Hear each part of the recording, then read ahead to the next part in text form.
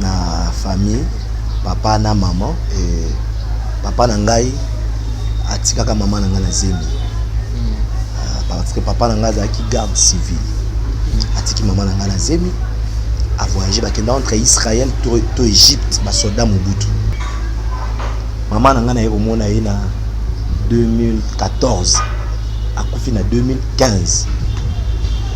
Ndenge nini ezaka beta biso no tshwani ezaka ndenge nini oye bakena oyo aza papa na non ezaka biso toza ngaba makala maman epa na bango ezana ngaba na makala papa epa na bango ezana ngaba maintenant tango papa asente maman asente mwana moko ya mwasi ya 13 ans ye akota ki garde civil ba yeko voyager ba ki Égypte entre Égypte bien Israël formation ya ba soldat Mobutu tango bake atiki mwasi na zia tango bazui mère maman na biso bake batika ye kuna bango baboyi famille papa baboyi bazongisi epa na tala boyo na lali mutu a ndeza kwa kolalo che mutu loboko akanginga siko makasi tona sutuki na pongi na longoli loboko na bimi babanjo benga ye po ala muka po to sukola to kende classe je crois bien ala muka te ba bouger be muta kufi makila na zolo makila na munoko akufa ide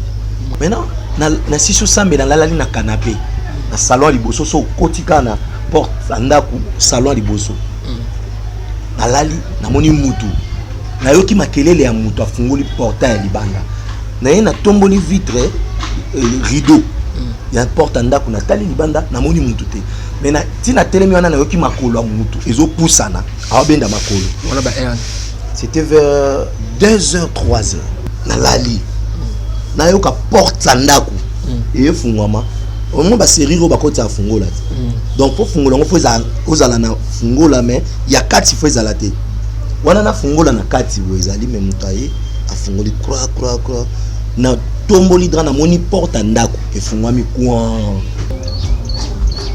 na lali pe ba 3h30 donc na lali faut 4h30 to 5h juste na la muka na belela pour na culte matinale pour lundi pasteur ayaka na matinale donc na lali ka boye na fungola misu ba 5h juste lumière et continue na tala boye pantalon ezate bebi na luka pantalon na nesika na chakite na tomboli ba na ki na toilette dans on a tellement boye pendant 30 minutes ma misu bandio bimangai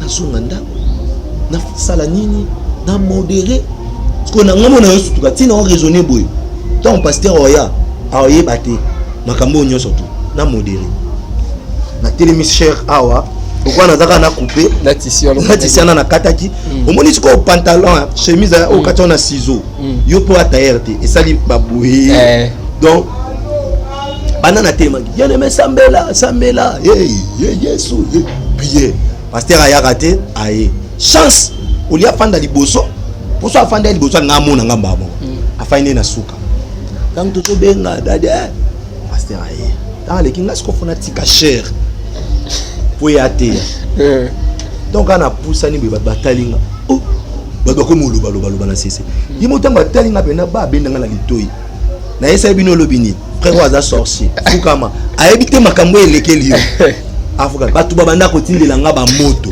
na botami na famille bondoki ezalaki pezali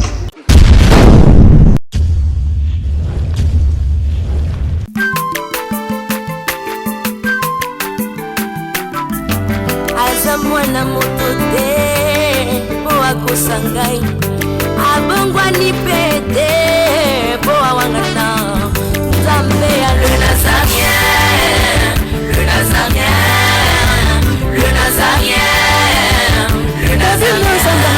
bana kitoko koma mokondima atako babakolaki mafuta na mosakolima lelo yayo bolingo ebateli le nazarete lipamboli oyo emonanaka tempeni mama kandelobi kolabie mapapu masope mafuta tokokesitana longo na nzambe oyo babenga na makomi Efada, thank you Fada, charmé fidèle à Balandi. Nous sommes toujours Bozora Libakou ya konda biso na kacha chaîne na binyo ya les Nazarian TV na cadre émission na binyo table sainte vous a présenté par votre humble serviteur Dadi Mukwaya. Je tiens toujours à vous remercier d'être branché sur votre chaîne Les Nazariens TV. Je dis un grand merci à l'équipe Mobimba. Il y a Les Nazariens TV. Je dis un grand merci à la servante de Dieu Maman Tiffany Mokwa pour la confiance au Pessinga. Je dis aussi un grand merci à Jira Oazan na caméra. Pourquoi pas à Alain Kiakala, le beau Kwanzambe Oazan en régie. Le lot table sainte dans un prophète Miché. Tiwa tozani na kati ya plateau yende na yambi na mukolo lelo na émission sur table sainte azana témoignage na et toyoka témoignage ya prophète ba prophète Miché Azanani nzamba zwa endengeni toye bango na kati ya émission au restez toujours branché, restez toujours connecté dans votre chaîne Les Nazariens TV. D'abord avant d'abord à présenter bino l'homme de Dieu l'ancien na régie acha vraiment cantique au vraiment de pesa bana ya nzambe lokumu le sako mokonzi la servante de Dieu Maman Tiffany Mokwa et puis on se retrouve après cette chanson. Alléluia. Merci le roi de rois.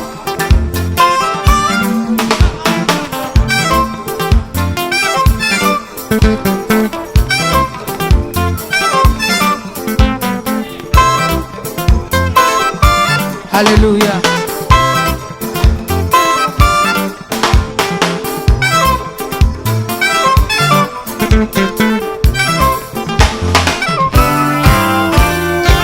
Tombola maboko na yo likolo. Lakisa maboko na yo.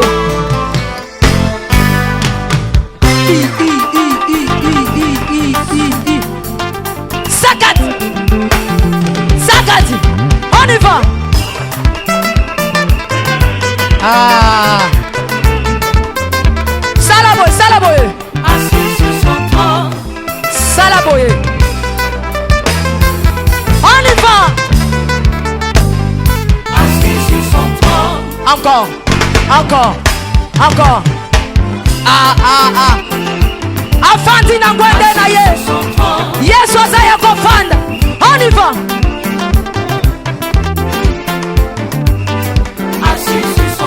Afandi, afandi, afandi, afandi.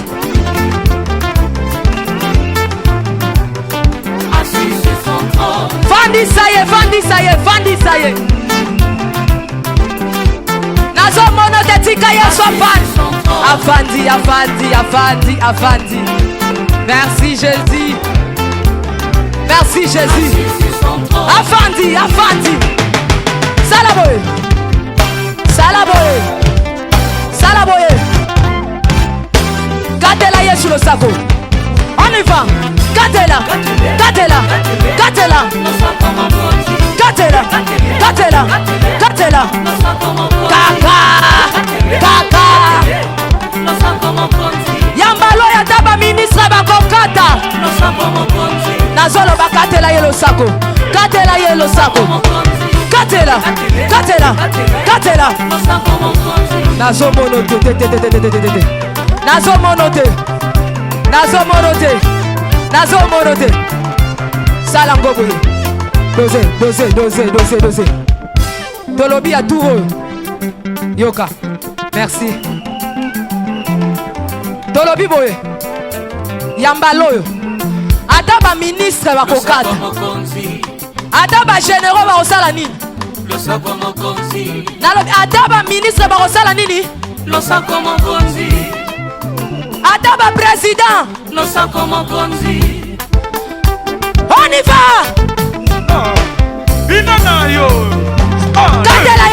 On y va. Bafwa, bachala, toujours dans le baka. La bicha aussi le plaisir, la Philomène Mouko a monté, mais la bivence de Yombo. Ça fait plaisir, la Jack Pro depuis France, ça m'avait dit. Mende Makambo, l'ancien à la joie, ça va se la caméra pour nous le prophète Miché Tiwa. Bonjour à l'homme de Dieu. Bonjour. L'homme de Dieu. Ngolo Nzambe le Dieu nyonso. Mbano El Bosso ya koleka la chaîne la biso. Par rapport à votre neuf bazili bakola kondo asema. Ouais, Nzamba pambola biso, Nzamba pambola chaîne oyo et Nzamba pambola pe servant de Dieu Maman Tiffany. Nga naza pasteur en fait Miché Kanyonga Kingasi Tia. Donc c'est ça, je dirige une église, la communauté des églises la mère puissante de l'Éternel. Tozana Ngaba, Tozana Kanga numéro 40, tozana Zaba numéro 95, tozana Lusanga numéro 21 Nangaba, et puis tozana Massina derrière Marshal Liberté. Donc c'est ça. Ok, merci vraiment l'homme dédié. L'homme dédié, on ne peut pas jamais commencer cette émission sans que Kambaron n'a pas beaucoup d'Anzambé. Moi, prière il y a quelques minutes sans Anzambé.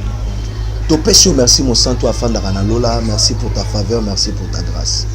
Seigneur, na pambolio pour la circonstance au permettre tous les calélos na chaîne ya Nazarien.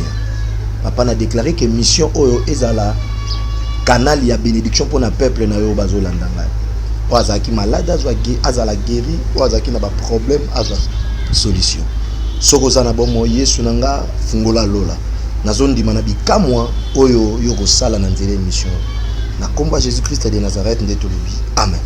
Amen, l'homme de Dieu. L'homme de Dieu, tu es prophète Miché Azanani. TV, on te donne la témoignage. Wow, prophète Miché Azanani. Nous avons un simple serviteur en Zambé. On sali en Zambé. Au banda ministère en Dérénini. Tu es l'histoire na yo. Avant comme prophète. C'est un peu ça. Non, munga naza mwana o na botami na famille, papa na maman et papa na ngai atikaka maman na ngai na zemi. Parce que papa na ngai azaki garde civile. Atiki maman na ngai na zemi a voyagé bakenda entre Israël to Égypte ba soldat Mobutu. Tant baké maman na ngai atikali ayeko bota. Il fait kazaki na 13 ans. Oui, azaki na 13 ans. Akoka qui choque parce que lui abandé kofanda pas na bangote ando fande pas batu ande kokwa koko na ya kana ina Kishasa bafanda baboko la bien et tout. Mais du fait qu'akoka quitté je sais pas soit akoka quitté nini et atikanga na 2 semaines. Atikaka yo akufa. Non akufa quitté. Donc le bagatiki yo atiki mwana abimina mwana na tongo akeneti na se na moitinel moko ezala kuna na se na veni na biso. Parce que biso okoli na ngaba wana na makala na vini kipalama so leki mopulu elani a koti na se ezaki sika mo matiti a déposer mwana a déposer ngai wana na laki na 2 semaines. Maintenant mwana pe kaka moko ya famille esika ya bandaki ofanda ndeko na ye ya mwasi abandaki kokende classe amoninga atali batu batelemi ba oh mwana batiki mwana atali liputa no liputa ndeko nanga aya tala be mwana ngai ndi azwanga azongi na ngana mena tanga azongi na ngana ndako bayebisi yo mukolo mwana atiki mwana naye mena yo zui seke yo nde il faut bokola dans na kolabo parce que maman wana mama bita na pesi mbote sika zali mama Brigitte yende mutakolisi ngai aokendela nga classe o moyati kangeza te babi mukolo na ye atiki mena yo zo yende aokendela nga classe aoya na nga classe du fait que ye azaki na vie ya prière à ma case. Je suis à quelle église à Kenanga. Azongi nanga, quelle classe à Kenanga. Azongi nanga. Et après, na yeko mona papa nanga. Na mona papa nanga na entre 95 96 comme ça. 95. A Koufi na 2001. Maman nanga na yeko mona na 2014. A Koufi na 2015. On comprend. Maintenant, nakomi ko sambela. Nakomi ko sambela ndenge ni. Na bandi ko sambela. Na tango bazo me maranga na église, bazo kende na église, chaque fois ba me maranga na église, ba kenda na église. Après du fait que choix parce que maman on ezaki que so que église te oliate a l'homme de la carte non malobato biso qui existe au liat tout ceux qui n'ont rien to comprendre le nombre qui avons au continuer dans un témoignage na yo obi que yo mona papa no na 95 akufi na 2001 parce que yo mona papa to ba bota ko papa no azaki te ndenge nini ezara beta biso no so ndisa ezara ndenge nini oye ba kena oya za papa na non ezaka biso toza ngaba makala maman et pas na bango za ngaba na makala papa et pas na bango za ngaba maintenant tango papa senté maman senté mwana moko ya mwasi ya 13 ans il est à côté qui garde civil ba yeko voyager ba ke Égypte entre Égypte bien Israël formation il y a ba soldat Mobutu tant bake atiki mwasi na zia tant bazui mère maman na biso bake batika ye kuna bango baboyi famille papa baboyi bazongisi epa na ndatikani na sima boti ti atiki nga ke papa ya nanu so tango nakomi okola nde famille ya papa na biso bakomi ya moko ya otalanga bakomi ya moko mpe bazwi nga na ke kuna okomprendre nde ezalaki ke mo mpe bakoya bazwi yo ke ntango babote mwana botami bamoni ke o net ndeko na bangoko net mwana na bango yamo bakomi baye bazwi yo ke basali boye de ntango sikoyo papa ngo aye nde baye bazwi nga mpe nake natali papa donc komona papa réaction ezalaki nazalaki na réaction moko te parce que esengo kaka ti esengo omona papa te et tout tofandi e affection ezalaki makasi nzambe ayebi ndenge apermetaka toumela na ye pe te pa abeli après akufi sikoyo mama na bino sikoyo mama na bino ton sikoyo mama na yo oyo asundolaki yo ton sikoyo yo na ye relation ezalaki ndeni non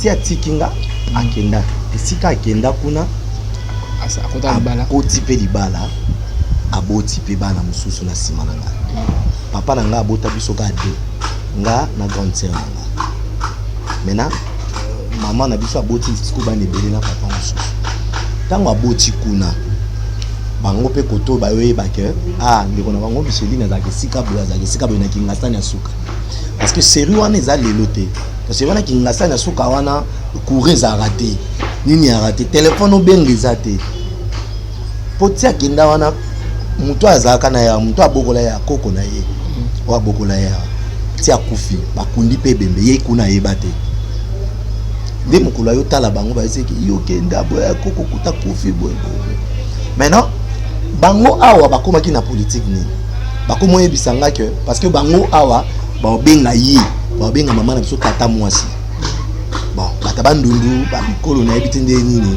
ezala maintenant bakomi oyebisa nga ke omoni wana tata mwasi na biso donc tata mwasi na bango donc nga mpe nakomi obenga mama na biso wana tata mwasi parce que je savais pas que c'était ta même azalaki mama nanga mais toke pas tata mwasi azalaka kuna me nga na ye boye okutanaka te ocomprendre eyosala wana mpe nazalaki na omwa moke nayebaki mpenza makambo te wana lisolo ntango naye kokola nde bayoyebisanga ke tata mwasi azalaka na kingasani na voyagea atika mpe bana na ye abota bato nde ya balabala moto bayebisanga ke moni wana babenga tata mwasi aza tata mwasi na yo te aza mama na yo talele kaka boye kibo mwana nde atikaka yo akendaka akoti libala mpe aboti bandeko no mosusu siko mena nga nakomaka kokima na ndenga mayele kokende otala bandeko na nga wana ocomprendre maintenant ntango papa ya récupéré nga esali ke papa akufi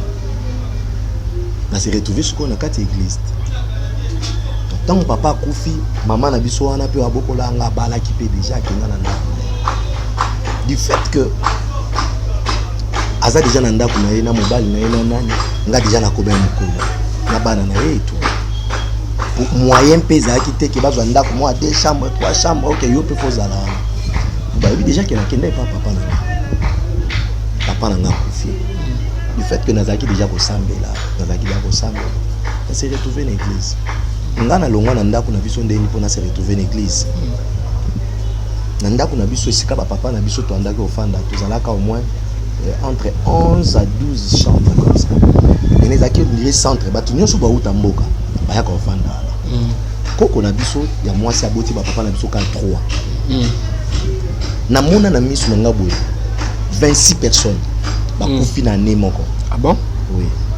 26 bakufi na ne. Wana pango bo fanda. Na lopangu ka bato nyonso bafanda na ndako wana isika papa na biso. Papa. Omoni pena ke nga esi na lala boye na lali mutu ndeza kwa kiola lo chemu tuloboko akangi nga siko makasi tona sutuki na pongi na longoli loboko na bimi babandi obenga ye po alamuka po to sukola to kende classe je crois bien ala mukate ba ba bouger be mutakufi makila na zolo makila na munoko akufa ide ngana mona mutaki osukola to fandi na poko mulunge mulunge akoti na douche akyo sukola tanga asukoli pe biso pe to bosani ke mutaki no suba to koti pe to kangi porte na tongo mutali boso akena douche sukola moni liputa azeli atala be 1 heure du temps mayeni ngana te lokote oh ntaba to afungola te baki batala be quand ndenga afande agunza ma afandi na sima boy akufi wa ba seno mona kata fanda pa na mona yango batu nyonso bakufi siko qu'est-ce qui a fait que ngana bimana ndako wana jour mususu papa na biso akufi tata mwasi na biso akufi donc batu nyonso totikali na ndako ngai moko na grande sœur na ngai bopango mobimba batu nyonso bakufi botikali yo na grande sœur na papa makambo wana oloba ezaki tegelo pa mo batu nyonso bakufi ezaki omoni ke oyo akufi soko fanda wana eza lobala kuna sikoza elanda moni il faut pas tout ça la kaba blague na ba lien to na ba misala ya molili moni muto aboti bana to alobi ke na ndako yo a livrer bato exemple 25 to 35 personnes tant batie déjà kombo na yo ko kasate ke be esprit wana eko kende te pour voyager au poto et lando ata na poto parce que malédiction dans la frontière te lien pe dans la frontière te du fait que za membre de famille wana elanda ngana mona na ba yo babala so eka ko fanda kana ndako wana elanda parce que na ba liste wana ngape na zalaka na kati kefo na kufa na lali boy na salon ezaki double salon portail libanda le pont ezaki pavé maintenant na siso sambe na lali na canapé na salon liboso so kotika na porte ndako salon liboso na lali na moni mutu na yoki makelele ya mutu afungoli portail libanda na ye na tomboli vitre rideau ya porte ndako na tali libanda na moni mutu te mais na tina telemi wana na yoki makolo ya mutu ezo pusana awabenda makolo on a ba c'était vers 2h 3h on a na agine to wando mona ba scène na bon ba ko kufa moyen na pesa penza âge wana ezate mais zaki na 2000 ans non 2001 wana papa na ngako 2001 makamona lo zaki na 2001 na mai voilà ton papa kufa na 2001 allez na 2002 papa 2001 wana na mai papa kufi na 2001 na mai de school tant lina après lui wa papa ne maba film bandi voilà OK tango na yoki makelele wana ezoya ya makolo na zungi na lali na yoka porte ndako et fungwama on ba série ro ba koti afungola donc pour fungola on faut ozala na fungola mais ya kati faut ezala te wana na fungola na kati wo ezali mais mutaye afungoli croix na tomboli dra na moni porte ndako e fungwami kwa porte fungwami na moni boy na miso mais mutu akoti na moni ete mais na yoki makolo a mutu elungu akangi porte elungu esika azaki na porte oya se diriger vers ngai na fini kidra ayebo atomboli nga omoni nde batombola be batomboli nga voilà donc akoti na nga kulo a bloquer ngai donc o ningo sala boye o bouger te ko tina fungoli miso na omona ke nazali kolo mutu akangi nga me mutu angonde aomona na te akei na nga ti na chambre ya grande sœur na nga a déposer ngai abandi tant na telemi na mon grande sœur na nga zo sala ba agitation dira zo bouger c'est comme ça banda au final ando ça na bima na chambre wana couloir mbangu na ye na fungoli porte ndako na portail ya libanda na fungola te na sauter mur c'était vers 2h 3h na ke ti na église banda na bima ka mokolo wana na ndako wana ti lelo na zonga di sauter parce que soit grande sœur ezali ndeni olobi soit grande sœur oui, elle était restée là-bas bazo finaye et tout na tongo tango a lukinga moninga te après 2 jours moins aye na église nde na bandio expliquer abi jour ango penga na lali na moni bazo finanga na zolo ba Jésus zo bimate après yepe alongwe akofanda pe na famille ya mama na ye donc totikali siko ndako etikali yango moko kana mobali ya koko na biso netikali nde a partir wana na kende église nde na kende église na zonga pe lisuste place siko omoni que na bandi siko parcours na nzambe mais avant wana na bandi déjà ko modéré avant wana na bandi déjà ko modéré na zaki des chef intercession na église je modérais déjà nazo kamba pe ba prière na osala makambo ebele et puis na éviter so sera on na zaka chantre je crois tozo yemba na ba frère Jos na colonne de feu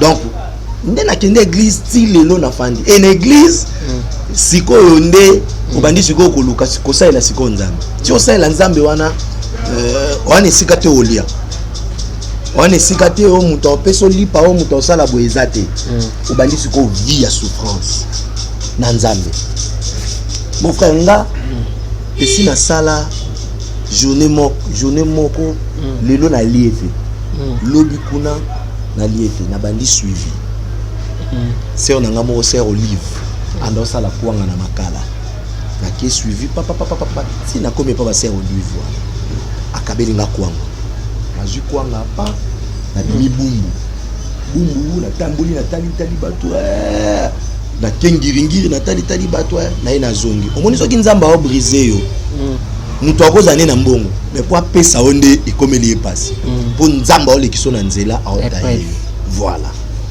parce que comme na sera ba épreuve na nzambe na ya penza boye na manzengele na libulu manzengele wana libulu ezana nte na manzengele na kwa famille mo ezaka babenga ngo famille nzongo mama mo anda oteka ba dendo ba soso place wana koto komi 21 na maboko na ngana zaka na 50 francs na kwanga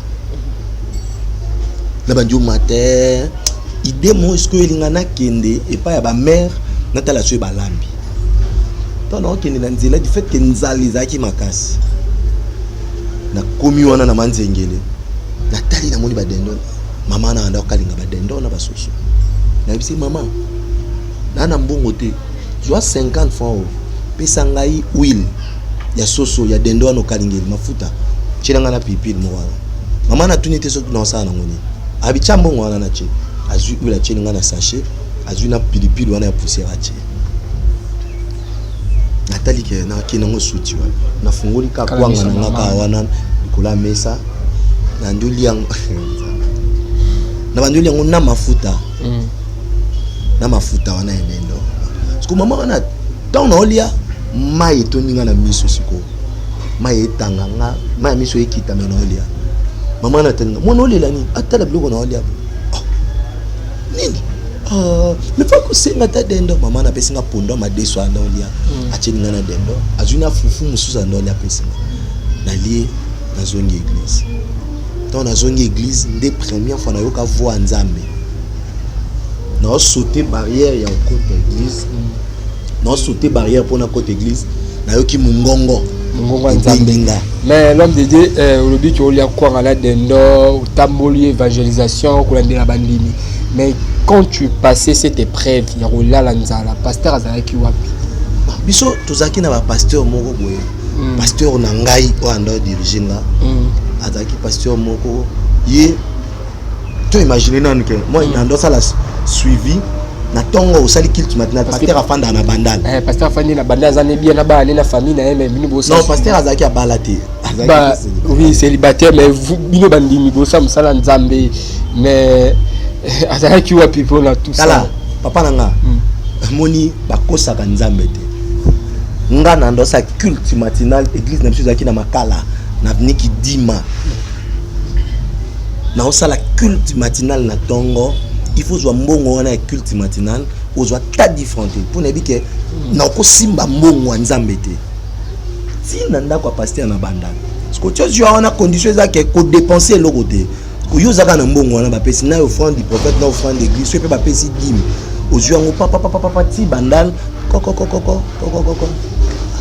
dadi culte côté boy tout ça bel de l'automne sous 30 personnes à culte matinal bon offrande ya ndalo ba rapport ouais rapport en ce bandolo ba papa to sambele abinazo lo ba rapport à la pesa mbongo papa mbongo yango boy tango pesi yango ba fukami que Dieu te bénisse nzamba zala nayo amen ça l'a suivi ça l'effort so qu'il te donne na pourquoi ba bazala béni merci dadi wana baluki OK parce que tu banjo kenara siko obandiango bandal suivi papa bi que qu'il te donne pourquoi ta utambola uta ba jour musupe tondo kuta na biloko to benga fufa nkolo uko kenanda kumso moni fufa nkolo donc fufa nkolo danda mo kuti ba olamba uko ba frère kokende te frère Michel Fandako wa sera na frère Rigen ko kende te Fandako zelolia wana siko mute me komi siko kimia ozuli yango temps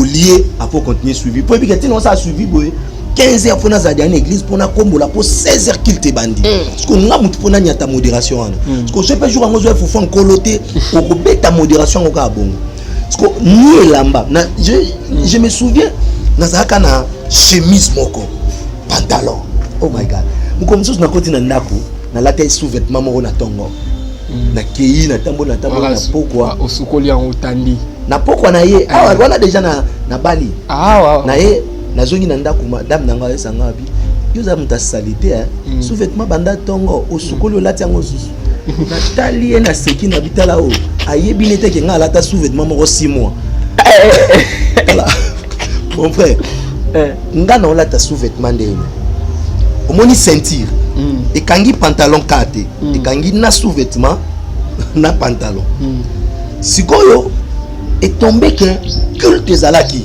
ya dimanche pour biso to sambeli sera ba groupe de prière to sambeli sera église zalaki na ba bâche kangi ko ngamo na kanga bâche wa ko culte sala ma dimanche mo peye et kati bâche ngam na interpréter pasteur kati bâche ko ayebi ke nous sala no je sambeli église ngam na sala yango donc ce pas choisir quoi les lier n'a pas problème n'a pas on a besoin de traiter na rigueur donc traiter au monde le salon mais dans le baranzamba pambola c'est lui qui a fait de moi ce que je suis nanzambe na ba rigueur na yona on nga ba makalo ba nzo ba comme ba kuluna soka zaki bongote parce que nga zaki na papa na mona ki akufi na tikali nga moko donc au monde que a comme le roi papa non donc a traiter le cola donc ça n'est pas aventure à bimisi film dans un cicatrice moko na longia ki zaka na osambela na onimba parce que tant na fungoli meso na moni sur la tangi sur le coffee allez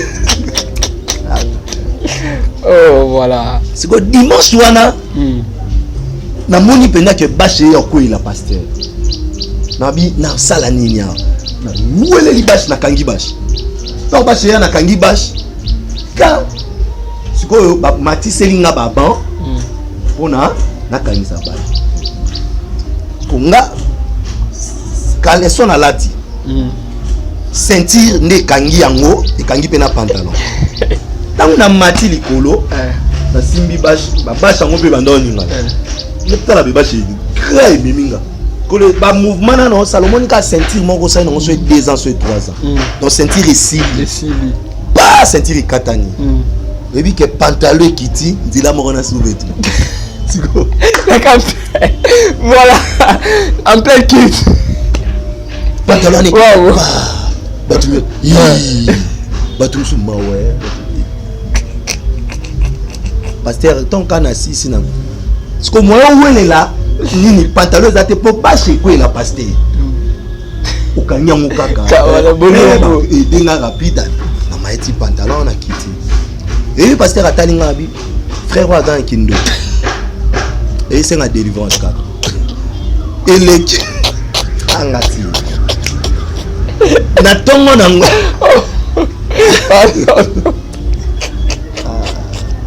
savez oh là là ok voilà continue on bomi va et ça li siko que frère nanga mo go frère Pichou a fungolé ballon a bisonga bi ah frère again ya kana ndako ozwa pantalon na polo olata et ça la bien ça kepe na ndako na ye na Suisse pantalon jean na Suisse la coste moko bien et li papa moko bimaka sérieux na ba papa ngo bando bengo wenze ezaki ba jaune ba orange ezaka mwa munene boye sala mwa boye asombe linga li papa la gomme nanga nazaki nango visible bande ko sauter papa parce que jour wana eloko asika ba pesinga eza salité te na ye na église ngai wana na niki yango parce que na zwi chemise nanga wana loko eumelaki na kati yango sikoyo po yango na banda banda nango na zwi pe pantalon wana ya tisi na kati yango mwa coupé yango na ndojula mopepe po na ndokote la culte parce que nga na lala libanda église eza clôturée te église na biso ezaki clôturée te na fandi boye pour vers 0h na bandi prière 3h30 babina lala pour na brossa ki pantalon na tiango pena na likolo a ban na lali pe ba 3h30 donc nalali pour 4h30 to 5h juste nalamuka nabelela pour na culte matinale pour lundi pasteur ayaka na matinale donc nalali ka boye nafungola miso boye ba 5h juste lumière ekoti déjà natala boye pantalon ezate bebi na luka pantalon na nesika na chakite na tomboli ba nake na toilette nazo qu'on a tellement boye pendant 30 minutes ma miso bandio bimangai nazonga ndako nasala nini na modéré parce que nanga mona yo surtout tina on raisonner boye tant pasteur oya aoyeba te makambo nyonso tout na modéré na telemi cher awa pourquoi nazaka na couper na tisi na kataki omoni siko pantalon chemise au katon na ciseau yo po ataire te et sali baboye donc banana tema bien aimé sambela yesu prier pasteur aya raté aye chance au lieu fanda liboso pour so fanda liboso ngamo na ngamba mo afaine na suka quand to benga dade pasteur aye dans les kinga sko fona tika cher pour y até donc ana poussa ni ba batalinga oh ba ko muluba na cesse yimoto batalinga bena ba bendanga na litoi na esa bino lobini frère waza sorcier fukama ayebite makambo elekeli yo afuka batu babanda ko tindela nga ba moto etu na basanga de boza yindo oui moto etumba ndesi ko mukolo wana ezaki jour na nga visitation moto na si c'est a beninga to ko fanda kuna si frère na mona ko suli boso ate ko ata bina mona ko suli boso ate ka yo mto tika na église batu nyoso ba okende na fandika boye culte sili bato mawa ba ya frère genza mbosonga kaka eza vie eza boye na fandinga moko et comment vers 10h 9h30 10h na yoki jeep moko yi pour le pango là qui clôturer jeep moko yi babi to luka pasteur moko pango pasteur azate tala frère na bango yo wana za baye to luka pasteur azate pasteur akena maman ma na salon azan besoin sambela pona to donc baye pressé quoi ba bengi to kende na musala nzambe ezaka monkani to kende maman na biso mo église azaki kuna na sala pa akoti nga pe na mutuka kandi na zaki na balagom na pantalon nango bakata na ma til salongo to komi na lopango ngo mwana akati mutema fini ka mama na akati mutema ko mama wana lobi ava ba mama wana ngana hôpital fo pasteur ezala gypsy non sani toki tona komi wana mwana akati mutema na bisko ato sani na bando sambela nzambe au nom de Jésus esprit de mort bima ni mwana kosu ni eloko na sambela pendant 45 minutes ata mwana ko bouger ya pamba ezate ngamo na moni belaki akufinde faut ba meme na mort mais na bisi bango bopesa nga quelques minutes na bimi na ke na sima na lopango ngo ezaki na sima lokwa moi jardin na fuka bina bisi nzambe ko kusanga soni soit natika na nga osalela to natika te tant on a zongi na koti na kata chambre na moni bazui mwana ngo ba ngidra ba obimisa isikoyo po ba koti na camion bozela nango onka ba yaya wana ya avenir ya quartier longo abu sambe les ça de papa muta kufi ba keni na mo na bité bozela le taki na hôtel misa bango au nom de Jésus na pesi dans le nom de Jésus et ce monde le au kanyi misu au nom de Jésus na kika batu ba okima ko ngape tilibanda okibi ko ngana tuna ngo nini ba yo monite a bouger a telemi batu na monya kwei non na dala boye tant to lo ba kwei a bouger a telemi mwana mwasi gypsy azati lelo a obima bolumbu poza kika dra a obima bolumbu bika non je lis de tout bokina mo poki dans ko ndesko de monie lisusu Libanda. Mutu nyonso libanda nanga mutu nasambelaki. Poa libanda. Elle muki ye. Ti esprit ezonganga te tokota. Tozongi wana na fandisi. Ndi mukolo wana mama wana. Mama mari. Apesa ngai entre 300 et 450 $. Asombeli nga 3 complets veste. 3 paires ya chaussures. Na lati nkana pa nanda kuna ye. Na lati complet veste. Wow. Ba misusu ba osombela ngana na chena sac na mbongo. Alongwa banda kota station salon. Si kota kidima. Kidima oyebi oleki mopulu. Na bandi wa bena prince wana bypass papa na bandi rond point université. Pour na matin na taxi na se sentir na insécurité. Pourquoi 400 $? Na 400 na poche et ko déplacer pe côté na poche. Na commune église 400 $. Première fois na vie. Na simbi 400 $. Na ti chaussure, mon koto babenga mon koto. Ya sika. Des manches échangées au tambola logola. Na matate na bando tambola makolo mutu tout angate. Na commune église to fandi mardi jour à culte. Pasteur aye atalanga bien na complet veste. Ah imo ayo nzamba sunga batwa. Bon la frère na bidote kuna wala mbakila ba banga. Na suka culte na luki na bidadi ba pesa nga 400 $. Tana kenda osambela. Ya solo.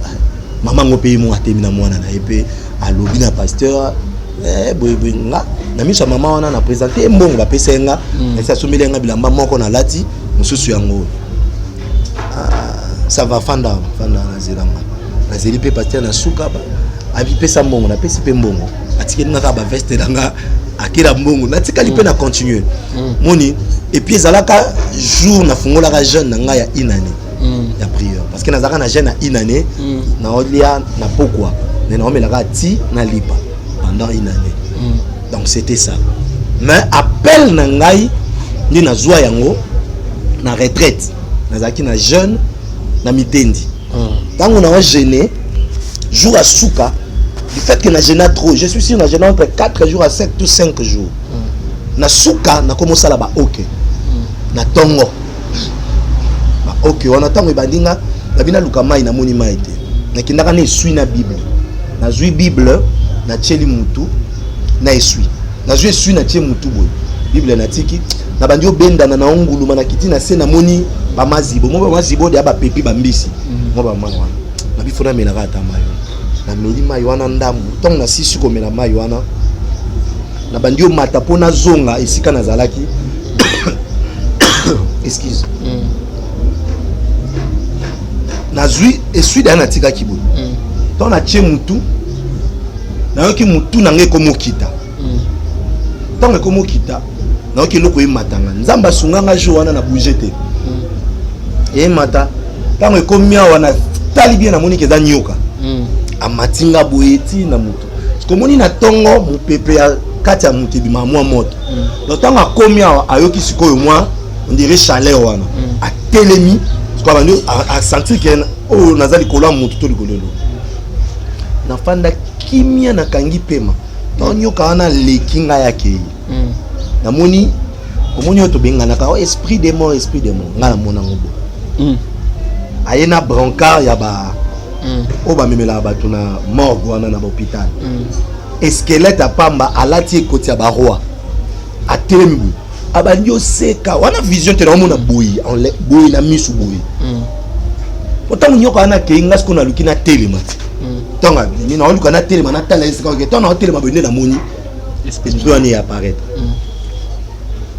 abandi oseka seka ngape na lobe logo te na otaleka abo ndi na zaki mutuna ngabo aseka tanga sisi epsinga bi yo no yo zwayo batindi ngana zwayo nazo ya kozwayo abaluki abandi oseka azokende ngamba moko esika na tikala na ndio pesa nzambe merci na binzambe merci parce que vous permettre na kufa parce que loko ngala kendela retraite yango wana pour na supporter pas cité vaut mieux na kufa kenaza la bon et après quelques minutes na ekomona arc-en-ciel ebimi boye na elongi na nga moni arc-en-ciel nde alikolo ebimi bo na mosi ko arc-en-ciel euti likolo ekiti na elongi na nga bo nde nzambe ayebisa ngai ya bike yo babengo osu rigente babengo miche na poni yo posalela nga baza bezo saelanga armée moko puissant ou ko relever défi na kaya mongunya. Pourquoi? Et comme en attend au diable comme en bête à tembe ba ko séduire bato nyonso. Et bien nous ça la armée ou ekoti ko fandi sa satana kimi.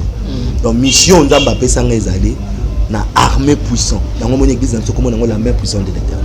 Dieu m'avait dit na bâturier armée moko puissant ou ko banda ko relever défi na quand ya ennemi. OK, merci vraiment pasteur Michi. Tous ceux qui n'ont pas pour lelo obi armée de nini. Et notre église c'est la main puissante de l'Éternel. Mais Dieu m'avait dit na bâtir armée moko puissant ou ko relever défi na quand ya ennemi. OK, continue après. Et Dieu m'avait dit nanzela ya bano bazana mabele. Nanzela ya bano bazana omikie. Denzamba wa fonder gloire na ye, wa fandisa monguna na ye kimia. Wa fandisa diable kimia. Et bana nini bazana mabele, bana nini bazana obamikie. O nzamba olinga salela. Ezate ke ba bébé o tozomona boye. Omoni mo pagano azalo wa bébé. Omoni bébé akokota na terrasse ayebite ke terrasse. Akosimba kaka ayebite ke kaka. Ezandenge moko na ba pagano bazalo kwa ba bébé baza ben inconscient. Muto omela masanga ayebate ke boma enzoto. Muto osala ekobo ayebite ke sida ezali. Muto à part sida ayebite ke enfer ezali. Donc osala makambo o ayebite bazalo kwa bana mike. Et Dieu m'avait envoyé pour tout jouer bango. Tout tei bango sango malamu to gagner bango. Pour nanzila ya bana wana ndeto sa nini. To de peupler royaume ya ténèbres pour to peupler royaume à lumière. Yango moni na début ya émission na biso na ebisio nakoki jamais koleka na TV pona banda ko loba mabe ya muninga mosali ya nzambe. Ata mingi bakomi ba soi-disant pasteur parce qu'il y a beaucoup de gens même qui passent même na ba YouTube baza ba pasteur. Mais du moins moi je peux pas combattre muto azolo bana munone kombo Yesu. Pourquoi? Ceux qui na bandio le kanolo ba mabe ya muto azolo ba kombo Yesu. Ezala ba pagano ebele baza amutu mo azaki na problème. Oyabi na tsana Thomson Nazarien na landa mateya akutani siko na yo pasteur ozolo ba ke ba pasteur baza ba aventurier. Oh wana escroc. C'est que mutu wana amona oliena ke nesu c'est pas ba pasteur. C'est que na tikala na ngaka ndenge na za. Po bango mo ba loba oza pasteur ndeni na loba ke pasteur aza aventurier. Parce que mission na biso eza tout de peupler royaume à ténèbres pour tout peupler royaume à lumière. Même na yokate sango aleka na TV pour loba mabe ya baninga ni basango. Mais pourquoi ils ala kaka pas na biso ba pasteur? Donc yango za ki pena sujet na biso te donc nga yango wana. Et puis na bima na église na biso te que nga moka na tomboki na to sa l'église non. Donc on a vu vision na soli na pasteur. Pasteur FC ngabi nzamba lobela pe ngai. Na solo lina na solo lina nzamba lobela pe ngai. Jour pasteur aye sanga ke kende nga na boyi. Parce que moi je mets mon pasteur et je mets notre église. Na boyi. Si nzamba lo permettre pe na kende nde na yaki na bandi musala. Ya nzambe otozo santile. Mais à consacrer tu as beaucoup. Oui, naza consacré, naza ordonné consacré le cola révérend pasteur. Moi je suis apôtre. Mais du fait que nzamba utilise la mingi na domaine prophétique. Naza na don na ya prophétie. Batu mingi ba mesana ko benga nga prophète. Mais moi je suis apôtre de ministère. Donc c'est ça. OK, merci na minute aux apôtres. Na minute oté naza apôtre. OK. Na minute oté parce que naza apôtre na koza l'apôtre na ko changer ministère té. OK. Mais batu ne ba tete ba mona nga na prophétisaka, ne ba benga nga prophète. Ouais, parce que vous avez don ya prophétie. Don ya prophétie. Ok, merci vraiment l'homme de Dieu. Nous sommes arrivés à la fin de notre émission. Mot de la fin, numéro contact sur votre rapport soit recontacté par rapport à témoignage dans la ngina bisa bande konyo so bazolanda biso que malgré zo passer ba moment très difficile faut kanga maka na nzambe. Dernièrement na otaki ozala na Brazzaville, Pointe-Noire, toke Cameroun, toke Côte d'Ivoire et na mission ya ko batture. Maintenant ezana ba bisika mususu na kei pona batture. Ezana bisika mususu na kei pona sala musala. Au monde que Batou. Ok. Donc ngai nangine ça va ndeko so bazolanda biso boy. Que vie faut pas qu'on la presser. Vie bazala la presser te. Depuis muto azana nzambe akobanga nzalate. Akobanga bondoki ya famille te. Na botami na famille bondoki ezalaki pezali. Na famille nga mutu moko te na mona sali mariage à l'alliance. Mais naza mutali boso on a l'attaque alliance na famille on a bali na famille nanga namona papa na ngai azwi mbongo matikala olongo na lopango wa famille te namona bandeko na ye balongwa na lopango wa famille te mais nga naza muta liboso ona longwaka na lopango wa famille na ndimi na souffrir na église pendant des années depuis na kota église depuis soki 2001 na yo longwa na église après 10 ans ya kolala libanda ya kopola bamvula chaque mvula ezobete ebetelo na nzoto parce que na ndime kolanda nzela nzambe eloko eza mabe eza nini bandeko na biso tosalela nzambe lelo tolanda yesu po toyebi ke yesu aopesa nga nalanda yesu oyo nayeba te soki akomisaka bato banani donc naosambela nzambe mpo nalingaka ye je savais nayebaka teke na vi na nga mokomosu nosomba mutuka nayebaka teke na vi na nga na okozala na lopango nayebaka te jour mosusu naomi tuna na estce nga mpe na obala naobisa mpe na mbongo boye nabala parce que soki 100 francs ezalaka pasi ebongo $1000 ya dot to $2000 ya dot okozwa ngo wapi mais nakangama ye na nzambe nga nazalaki bajour mosusu boye nzala eza na bongoli na nga nga jeune mpo eloko oli eza te nangi nayebisa bandeko boolanda biso peut-être opase bamoment très difficile yesu alobi venez à moi vous tous qui êtes fatigués chargés je vous donnerai du repos repos solo eza na bandako ya banganga te repos solo eza yesu repos solo eza yesu eloko wana eforma ngai epuis eforja ngai donc makasi oyo na nango lelo ya osalela nzambe ya kondima mpiaka eza na banda nango kuna donc nzambe alekisanga na banzela wana mpo ayebaki makambo nini esalama neti na mikolo ya lelo boye moi j'étais nazalaki na Point Noir Brazzaville naki Cameroun na tamboli mpona kobature église mais nake na mboka moko na oloba penza te nake na mboka moko bayebisinga bapasteur boye pasteur ya monene ayebisinga obi si tu veux bâtir une église awa il faut okota na groupe na biso groupe nini pasteur oyo asimbaka bible nayebisinga nakoma mwasi na ye ah bon aza mobali nga mpe mobali ayebisinga nakoma mwasi na ye donc il y a beaucoup des hommes de Dieu na minute oyo baza bapede mpona nini ayebike na koti awa mpona zwa mbongo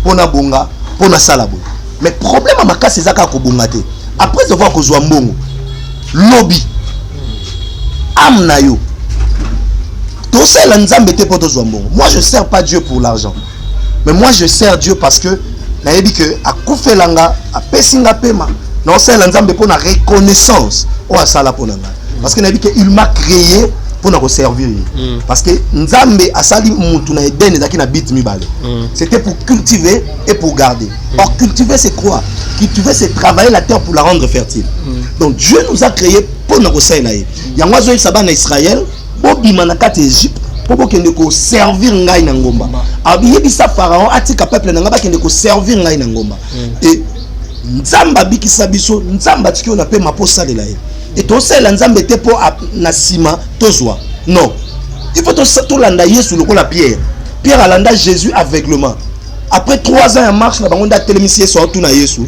ke biso batolanda otozwa nini mais tango ayebiso tika pêche landa ye otika ete pourquoi otuna ki ete pour nini alanda Jésus par rapport ya amour par rapport ayebike oaza nzambe na salela ye atiki bana atiki mwasi atiki nyonso atiki pêche na ye Yesu ayebisi tika koloba bambisi na salo pêcheur d'homme Pierre mukolo ya Yesu a se poser ba question te ke bambisi o na teka bango na wenze ko bato to bandoloba to bando teka bango na wenze nini amituni ba question te alanda Jésus bongo to komi na temps ba faut balanda Jésus on a bolingo to sala Yesu pona bolingo pona reconnaissance que Yesu akufelanga na salela ye je prêche l'évangile pour naza reconnaissant et pas à Jésus non te Yesu parce que c'est ça ma vie. Okay. Donc c'est ça. Merci l'homme de Dieu, numéro de téléphone est plus de ça combien? Yo zo passé na ba problème, vous en avez besoin de prière, vous en avez besoin de service, vous en avez besoin de consultation prophétique.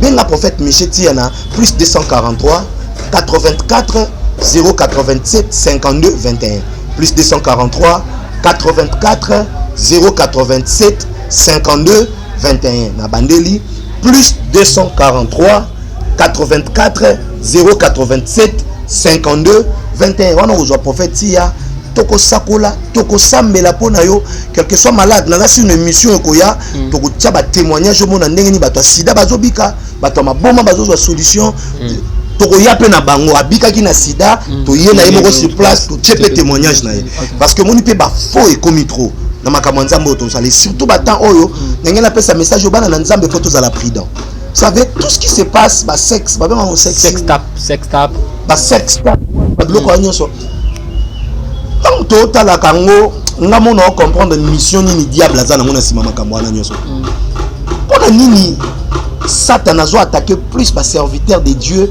et puis oh ba mati déjà c'est parce qu'il a dit que ce qui n'est na sali boye na ko décourager bato belé ba otika ko sambela bato belé ba boya ko na église et sa mission mo kwa Satan to landa biloko wana te bana nzambe sambela nde nzambe na o ya solo zalande vrai zalande ya solo tika nzamba pambola yo za malade na déclarer guérison oza na problème na déclarer solution loboko nzambe zaka mokusi ete simba yo za na sida na longoli yango douleur nyonso zo ka loboko nzambe na ngai sembolama et bikisa yo na kombo ya Jésus-Christ amen. Voilà, chers amis fidèles, nous sommes arrivés à la fin de notre émission. C'était votre humble serviteur Dadi Mukwaya. Je dis un grand merci à l'équipe Mobima Yali Nazarien TV. Je dis un grand merci à Maman Tiffany Mokwa pour la confiance au PSNA. Je dis un grand merci à Jura Zaki Nassima Caméra. Babonino sur Nazarien TV. Zaki témoignage à Pasteur Miché. Bouti Rolanda Yango. Vraiment témoignage fort. On a vraiment touché, on a vraiment différent. Témoignage à Pasteur. Vraiment, ils ont mis ça dans ma moussoué. Elle est passée dans ma mobilité pour au PNVK. Merci vraiment Pasteur pour notre témoignage. Tu continues sous témoignage aussi, tu continues tu côté sous la profondeur. Tu es vraiment lié à la famille qui c'était l'eau c'est pas ça qui la famille à Pasteur Michel. Tu es toujours dans le bar, fois. Bachala, vite ami collé. On se retrouve à la prochaine. Bye bye.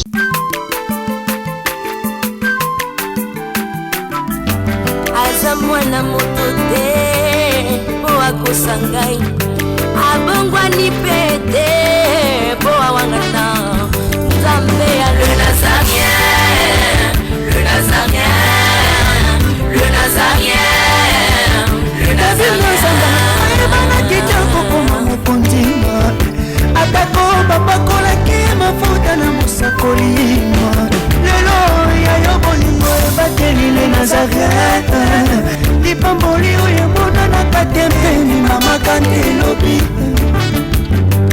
kolabye mapapu masope mafuta tokokesikana longo na nzambe oyo mabenga na makomi